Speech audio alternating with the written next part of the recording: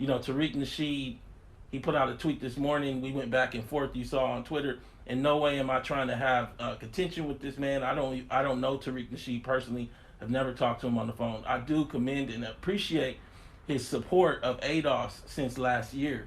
As I recall, in November of last year, maybe October, because I remember I was going to one of them Halloween horror nights. He did a video and showed great support for ADOS, and since then has been there to support us in terms of our message and just really making the case for us having a specific demand.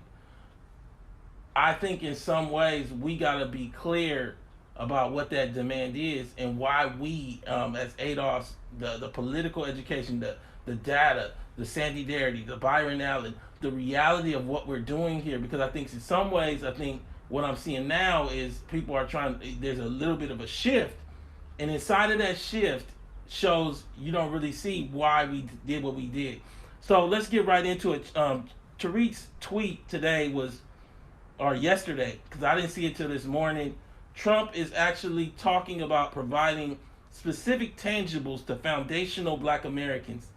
Yet the Democrats, who Black Americans have been so naively loyal to, are adamant about not doing anything specific for Black Americans. So why should we honestly support the Democrats? On its face, this tweet seems like it's going somewhere. To me, it's not, because in actuality, Trump isn't saying anything, and I'll talk to you about why. But you can't say that without him saying something tangible to the level of $17 trillion in reparations, and I'll address why that's impossible for him to say because of his tax cuts and his overall base being diametrically opposed to ADOS and reparations and recognizing Black folks. Because you want to or not, that he didn't do the work to deserve. I don't know if every word matters at this moment. Part of the reason that we're talking voting down ballot Democrat is to make it clear that we're not a right-wing propaganda tool. Because right now, the 4 Ds come into play. Dismiss, divide, destroy. They're essentially trying to gut us and call us right-wing when actually we're just demanding a Black agenda. So as a result, we can't give any fuel to the fire. And I think what I'm seeing right now is an inability to really understand how important that is. Imagery. How important it is to cast this thing as what it is. Look, Black folks since 74 have voted 90% Democrat. Black folks. When you look at Latinos in the last election, 65% of Latinos voted for the Democrats, 35% voted for Trump. When you look at whites, since 74, their rate of vote for the Republicans has been over 50%. And for the Democrats, it's been like 40%. The Democratic Party is our party. The problem is that we haven't called on them with the specific Black agenda and demanded of them what they owe us. You don't walk away from what somebody owes you and say it's because they don't want to recognize you without making a haymaker of a case. And that's what we're doing right now. And I think for me, I'm seeing this thing, and I responded to Tariq and I said, this is not real politics. Trump performed one of the most regressive tax cuts in American history that left the cupboard bare for any type of major program that would have cost similar to reparations. You cannot say this without recognizing that fact. So you have this reality of Donald Trump, a Donald Trump that passed the most regressive tax cut possibly in the history of the nation. Regressive meaning he cut everything back. What that leads to is something called starving the beast. There aren't money for basic programs that are already on the books. Forget reparations, $17 trillion. I'm talking Obama phone. I'm talking homeless shelters. I don't know if the economics of things is inside of the understanding of Trump trying to gild the ghetto, cover a bunch of dirt with some icing. See, Trump already said that reparations is interesting, but he doesn't see it happening. He's already said that to us.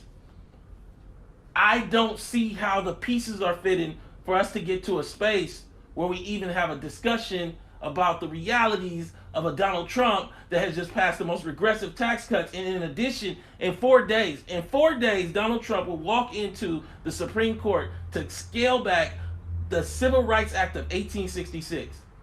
Part of the issue with the debate, and I don't care if it's Ebro or this discussion with Tariq, Ebro's discussion on a whole nother level, or Talib, these people, like what I'm running into is I'm trying to tell you I'm not guessing. What ADOS did is force the discussion on reparations. I commend and appreciate Tariq's audience support on that, because we all should be all in on that. That's where we at, though. You can't put one foot outside because Trump is all of a sudden talking about opportunity zones. Now, black agenda as well, but opportunity zones aren't a black agenda.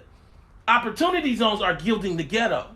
See, you had T.I. and you had, who else? Charlemagne go down and meet with Tim Scott to talk about opportunity zones.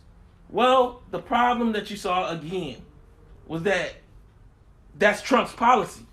So you going down there to meet with Trump on some policy that we've already know from Nixon doesn't work. I think one of the things that we need here is a political education, both historically, economic education in terms of reality of the moment, the of what we actually need. See, I've been doing this for years. I did this report with William Darity, what we get wrong about closing the racial wealth gap. I want everybody to go read this. You need to read this before we all need to read this. When I met with Karen Bass, the head of the Black Caucus, less than a month ago, I literally presented to her on the wealth data for 40 minutes, but also gave her a copy of this and said it needs to go to all the Black Caucus members. This tells you why what Donald Trump is proposing is not for black people, not going to help black people, and in a sense doesn't deserve a tweet that actually says, essentially, let me read it again because I don't want to get the words wrong. Talking about Trump is actually talking about providing specific tangibles. Those are not specific tangibles. And I think if we all get more informed, we can understand that point. Part of the reason that this has to be done this way is because this came out in a tweet. So people would say, why don't you direct that? I don't know Tariq personally. I want to make sure y'all understand that. But in addition, it wasn't like, and he doesn't have to, he asked me before putting this out. I'm just making it clear where ADOS is standing. Now, in addition, I say this to you as black folks as a whole.